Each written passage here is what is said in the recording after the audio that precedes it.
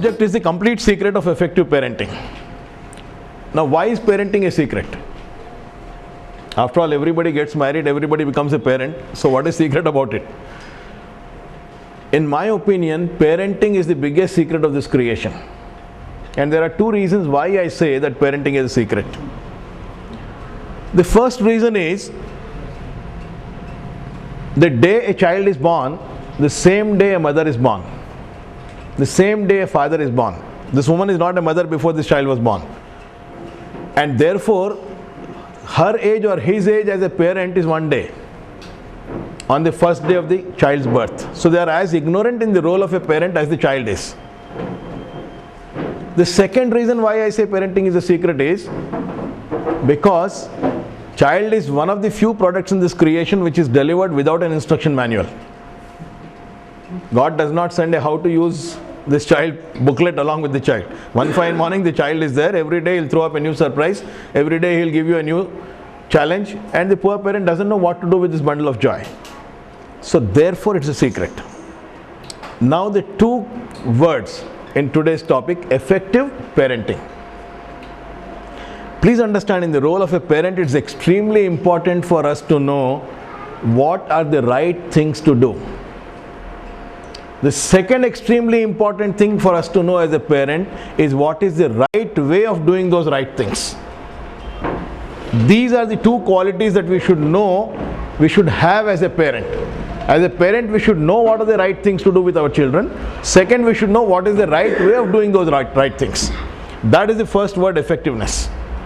The second word is parenting. Now, what is the role of a parent? What is the responsibility of a parent? I asked this question to a lot of my parents in the school in informal meetings and discussions, and the most popular answer I get from the parents is, "Aapke school mein dal diya na, now it is your responsibility. Why are you asking me what is my responsibility?" That is the most popular answer. Then I tell them, look here, your child is going to be in the school for 3 hours, 4 hours, rest of 20 hours is going to be with you. So what are you going to do with the child in those 20 hours? And then they start thinking that there is some responsibility. Then some people say, provide every need of the child, put them in good schools, teach them good things, good values, make them good human beings, love them. All these various opinions about parenting. The most beautiful description of parenting I have found in this book, The Prophet, by Khalil Gibran. Khalil Gibran writes in that book, your children are not your children. That is his first sentence about parenting. He says your children are not your children. They come through you, but they don't belong to you. They are the sons and daughters of life's longing for itself. And it's your awesome responsibility to pass on the torch of civilization to them. Teach them to think, teach them to dream, teach them the joy of sunrise and the thrill of sunset, teach them the difference between flattery and praise, teach them the kick of discovering the unknown, and more than anything else, teach them to hold their head high and walk tall. Wonderful definition of parenting. One of our ancestors, Manu, gave something even more beautiful about parenting. Manu says in Grihastha Shastra, Lalayet panchavarsheshu, Dashavarsheshu dandayet, Prapteshu shodasha varshe, Putra mitravat acharet. He says, Lalayet panchavarsheshu, 5 years, just love your child. He's God. Just love your child. Dashavarsheshu dandayet, next 10 years, discipline your child. If necessary, with punishment. And what is the punishment? Not to lock him up in dark bathrooms. The punishment Manu talks of is, love him so much in the first 5 years. Love him so much in the first 5 years, that in the next 10 years when you need to discipline him, 1 millimeter smile reducing on mother's face should give him sleepless nights. One change of expression on the father's face should make him uncomfortable. Use this bond of love with the child in the next 10 years to discipline him, he says. Dashavarsheshu dandayet. Then he says, Prapteshu shodasha varshe. When the child becomes 16 years of age, Putra mitravat acharet. Then treat your child as your friend. First 6 years, the golden period in the child's life. Any mother can make her child a genius in the first 6 years. Now some of you must be having children beyond 6 years. From 6 to 15 there is something else that you need to do to make them genius. Now what is a genius? Someone who is extraordinarily intelligent. Right? So for understanding what is extraordinarily intelligent, we must first understand what is ordinary intelligence. Now intelligence is measured through a unit called as IQ in psychology. Right? So what is average IQ? Average intelligence is 100. If the child has an intelligence of 50 to 60, then this is a brain injured child. If the child has an IQ of 70 to 90, these are children with slow learning tare zameen par types. Dyslexia, dyscalculia, dysgraphica, there are 15-20 types of learning difficulties. Those will have IQ between 70 to 90. 100, this is an average child. 120, 125, this child will always come first or second in class. 140 to 150, this child will be a gold medalist, university topper, rank student. 150 to 200 is the field of genius. This is where Einstein is, this is where Newton is, Rabindranath Tagore is, Leonardo da Vinci is, this is where Kalidas is, this is where Shakespeare is, Bertrand Russell is. All these geniuses are 150 to 200. Every mother can make her child a genius. This is one part, intelligence. But in India, rishis have always believed high intelligence can be very destructive. Veerappan was extremely intelligent. 3 states police was running after him and he made them run all his life. Hitler was extremely intelligent. Murdered 6 million Jews in the Second World War. All these are extremely intelligent people, very destructive people. Because intelligence does not make a person genius. Of course you require intelligence, very high level of intelligence. But along with very high IQ, you must have very high EQ, emotional quotient, and very high SQ, spiritual quotient. These 3 when you combine, then you get a genius. Now IQ, intelligence, is a function of the brain. EQ and SQ, emotional quotient and spiritual quotient, are functions of the mind. Now some of you will get confused, what is this distinction between brain and mind? Brain is the hardware, so mind is the software. Now why first 6 years is very important? Because 90% of the brain development happens in the first 6 years. 90% of the mind development also happens in the first 6 years. And therefore a lot of IQ can be created in the first 6 years. Seeds of EQ and SQ can be sown in the first 6 years. And from 6 to 15, you need to nurture the child into high EQ and high SQ while promoting a little bit of growth of the IQ also. Brain development happens 90% of the first 6 years. Brain is 400 grams of weight at the time of birth. It becomes 1100 grams by 6 years. By 15 years, it becomes 1250 grams. And in all of us also, it is 1250 grams. Which means 85-90% brain development happens the first 6 years. 10 to 15% happens from 6 to 15. After 15, there is no brain growth. So this is the time when you can actually create intelligence. The equation is very simple. Genius is equal to talent, first component, plus brain development to express that talent. These are the 2 components of creating high IQ. Now science has developed just enough to give us one tool which will help us to understand the talents of our children. This tool is called as DMIT, Dermatoglyphics Multiple Intelligence Test. Let me explain the technology. I'll explain a small report shortly and then you will get some idea of what it is. Brain has 2 hemispheres. There is a left hemisphere, there is a right hemisphere. From the front to the back, there are 5 clear portions on both the sides. Behind the forehead, this is called as prefrontal portion.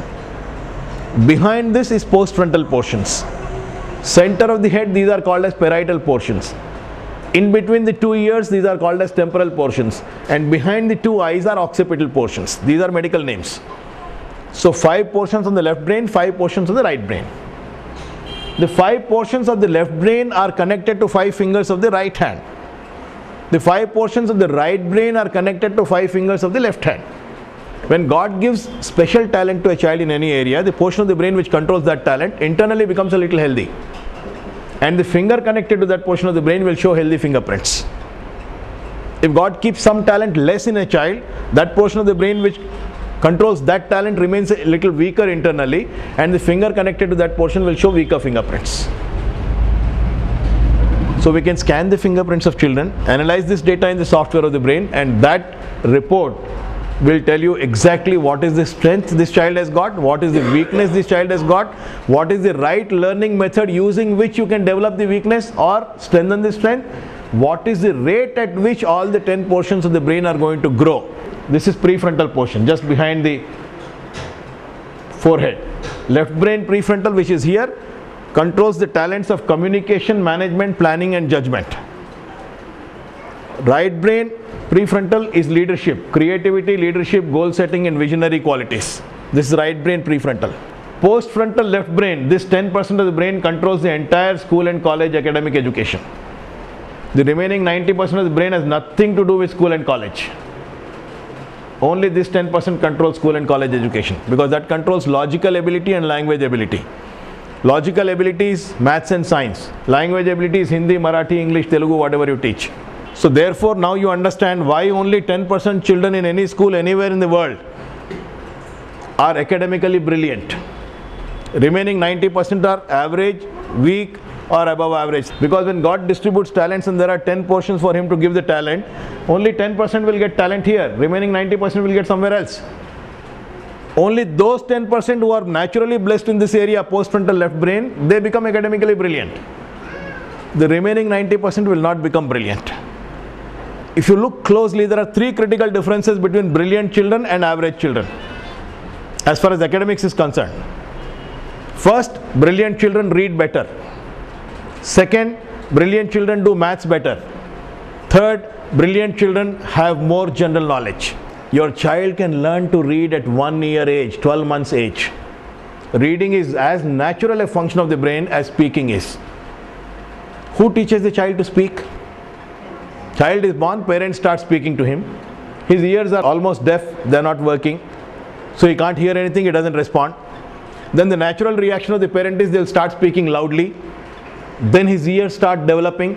Then he starts hearing something. Then everybody at home is speaking the same language, same words repeatedly, hundreds of times he goes on hearing. Then he starts understanding few of those words. And when he understands those words, he starts speaking those words. This is the natural way in which you learn to speak. So what you hear, you understand. What you understand, you speak. Exactly in the same way, what you see, you should understand, and what you understand, you should learn to read. But it doesn't happen like this. Because when his ears are not hearing, you speak loudly to make him hear. His eyes are also not able to see. He's almost blind when he's born. You don't show him anything in big, large print. Newspapers come in small print, storybooks come in small print. Therefore he cannot see. Therefore what he cannot see, he cannot understand. What he cannot understand, he cannot read. This is the simple reason why they cannot become brilliant. The only thing he will learn to read is Coca-Cola, because that comes 40 times a day on the television in large red letters, and they keep singing jingles, so that he learns to read. We teach children to read at 12 months. If the child joins here at 6 months, he will learn to read at 12 months. You can teach an 18-month-old child to do maths. He understands quantity. And that sense of quantity is what you have to use to teach him math. And there are methods for that. Similarly, encyclopedic knowledge, there are methods to teach him. And therefore, those 90% who are not brilliant in this area, if you do all the right things, you can actually make them brilliant. This is postfrontal right brain. This controls spatial intelligence and imagination. Space means jageh, the ability to use space creatively, the way architects use or interior decorators use. Good drivers understand space, direction, distance, speed, all that. This is spatial intelligence and imagination. These are the three learning styles. Children learn either by an activity through parietal brain, or by observing through occipital brain, or by listening through temporal brain. The parietal brain, left brain controls FMS and right brain controls GMS. These are technical terms. FMS means fine motor skills. Fine motor skills are control over the fingers, things that you do with fingers. Writing, calligraphy, drawing, painting, mehendi, rangoli, embroidery, all these are fine motor skills. Parietal right brain handles gross motor skills. These are those things which children do with the whole body. Dance, gymnastics, sports, martial arts, swimming, skating, skiing, all these are gross motor skills.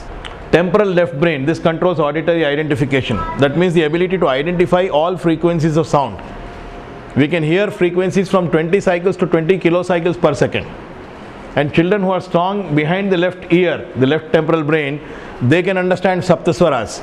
They can understand ragas, rhythm, beat, bass, treble, low frequency, high frequency, all those sounds they can understand very well.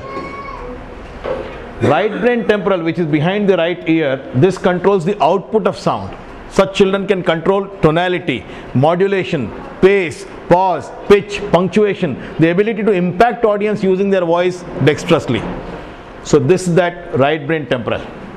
Now behind the two eyes at the back, this is occipital portion. Left brain controls observation. Such children can see, read and understand a lot of information. Just by looking they will understand a lot of information. And right brain controls visualization. Visualization is the ability to visualize a future possibility from a present reality. For example, we see a stone, but a sculptor sees a statue. Sculptor visualizes what is that extra material that has to be chiseled off for the statue to come out of the stone. We read a story, a film director visualizes the film that can be made from the story. All designers are visualizers. Interior designers, jewelry designers, automobile designers, fashion designers, graphic designers, animation designers, these are all visualizers. So this report gives you the exact strength or weakness of the child in all the 10 areas. It also gives you the rate of growth of all the 10 areas. The first component, which is talent, understanding the talent of the child. Second component is understanding how to develop the brain. In the first 6 years, 90%, and again another 10-15% from 6 to 15. Brain develops through 7 stages in the first 6 years. In the first 1 month, this medulla and cord, this red portion is developing. From 1 month to 2.5 months, pons, this orange portion is developing. 2.5 months to 7 months, midbrain, this yellow portion is developing. 7 months to 12 months, this initial cortex, the green portion is developing. 12 to 18 months, early cortex, the blue portion is developing. 18 to 36 months, primitive cortex, the indigo portion is developing, and 36 to 72 months, the sophisticated cortex is developing. The most important thing about brain development is, brain development can be stopped. It can be slowed down. It can happen by default at average rate. It can also be speeded up. All possibilities exist. And the intelligence of the child for the rest of his life will depend upon how fast you have developed the brain in the first 6 years. Because the formula for IQ is equal to neurological age divided by chronological age multiplied by 100. Neurological age means at what age his brain is functioning, and chronological age is actual age. For example, an average child at 12 months, a child should stand up. If your child is standing up at 12 months, that means his brain is functioning like a child of 12 months. So his neurological age is 12 months. Divided by his actual chronological age is also 12 months. So 12 months by 12 months is 1, multiplied by 100 is IQ is 100. This is why average IQ is 100, because his brain is developing at average speed. If your child stands up at 9 months, that means his neurological age is 12 months. His brain is functioning like a child of 12 months. Divided by chronological age is 9 months. 12 by 9 is 1.33, multiplied by 100 is IQ is 133. If your child is standing up at 15 months, neurological age is 12 months, divided by actual age is 15 months, 12 by 15 is 0.8, multiplied by 100, his IQ is 80. Now I made it simple for you to understand by giving only one example of mobility. There are 6 intelligences. You have to take the average of all those 6 milestones. That gives you the correct neurological age. Now you will tell me animals also have eyes, they also have ears, they also have skin, they also can touch. Yes, they can, but they have only up to midbrain. They don't have the cortex, the brain. So what is the difference it creates? Animals can see like humans, but human beings can read a language which we have invented and comprehend the meaning of the written word. Animals cannot read. Animals can hear sounds, but they cannot hear language and understand the meaning of what the other person is speaking in a language that we have invented. Only human beings can blindfoldedly with plugged ears touch something and understand what is the object they are touching. So in that way the cortex is different for human beings for these 3 intelligences. Also in terms of these 3, mobility, only human child can stand erect on 2 legs. No animal can stand on 2 legs. Because standing on 2 legs requires the brain to balance the child on 2 legs. And that parietal portion, the central portion of the brain balances on 2 legs. Actually, the standing up on 2 legs is a most important milestone in the brain development of the child. Because as long as the child is crawling or creeping, his spinal cord is parallel to the ground. and therefore a lot of blood is rushing from the spine into the brain area. There is too much pressure here, and therefore brain does not develop. When the child stands up, now the spinal cord is perpendicular to the ground. Now the brain has to be pushed against gravity, and therefore the pressure in the brain reduces, and therefore the cortex develops. Then language. Human beings alone can speak a language which we have invented and communicate our meaning through the words. Manual, hands. When the child stands up on two legs, the front two limbs are free to do something else. So brain creates another capability. It gives in the hands the capability of cortical opposition, which means the thumbs and the fingers can apply pressure in opposite directions. This is necessary for you to hold a pen or hold a brush or hold a tool. So therefore cortical opposition is the function of brain development. What happens for an average child at 6 years can actually happen for a superior child at 36 months, 3 years. Which means his neurological age is 6 years, all the milestones are reached, divided by chronological age is 3 years, 6 by 3 is 2, multiplied by 100 is IQ can be 200. Or if you do all the wrong things with the child, it can take 12 years for a slow child, 144 months. Which means his neurological age is 6 years, divided by actual age is 12 years, 6 by 12 is half, multiplied by 100 is IQ can be 50. This is why the band of human IQ is from 50 to 200, 100 being the average. In the best case it can be double of average, in the worst case it can be half of average. Between 6 to 15 years, another 10-15% brain growth happens. During this period, between 6 to 15 years, you can activate this midbrain further to dramatically increase the concentration, the memory, the creativity, the grasping power, the sensory information flow to the brain, and intuition of the child. Even if you are blindfolded, you can read. You can identify colors. So please pick up any one card from this. Pick up any one card. No, it came from. I would do Joker. Okay, no joker. Okay, take this card, Tanvi, and tell me what is this? Black leaf tree. Black leaf tree. This is called as leaf. They don't call it spade because they don't play cards. So this is black leaf tree. Okay, take anyone, sir. You take.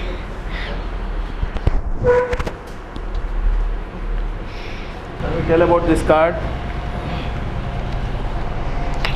Red diamond 8. Red diamond 8. Okay. Please take any one of the cards. Give it to her. This is the card.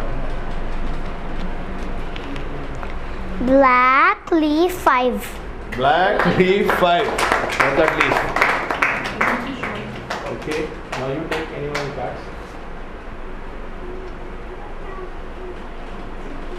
This is the card. Black leaf 4. Black leaf 4. Right, this is the black leaf 4. Okay, you take any card. Okay, this is the card. What is this?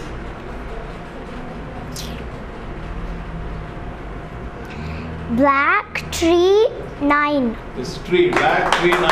This card is tree for them. Okay, any other card?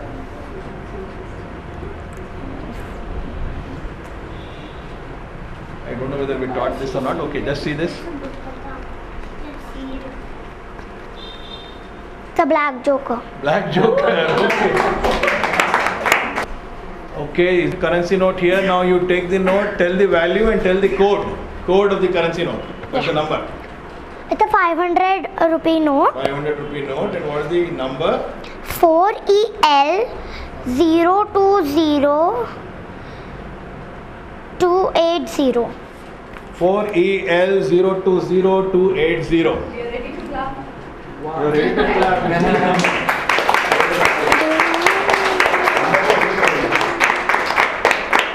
Same number. You give another note. This is a 100 rupee note. Okay. ATN 912376. ATN 912376. This is a 50 rupee note. 8BC 33 triple 24. 333224. Okay, read this now. This is a 10 rupee note. 85D 288945. 85D2, whatever that number is, that's the number on the note. The Midbrain Activation Program is 2 days full workshop, 9 to 6, 2 days. And then 15-20 minutes practice every day for about 8 weeks at home. 2 hours a week we do a follow-up session with the child. Once a week for 2 hours, follow-up session for 8 weeks. And then the child is on its own. Then once or twice in a week, 3 times in a week, if they practice for 10-15 minutes, that's enough. This power remains with them throughout their life.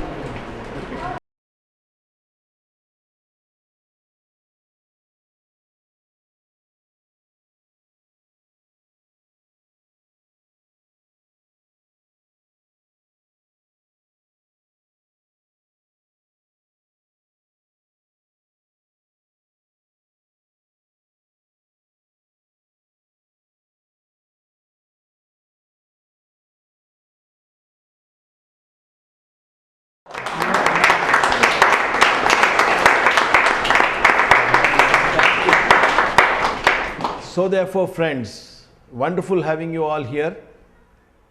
Let me close by just saying this. Your newborn is God's gift to you. Make him a genius. That's your gift to humanity.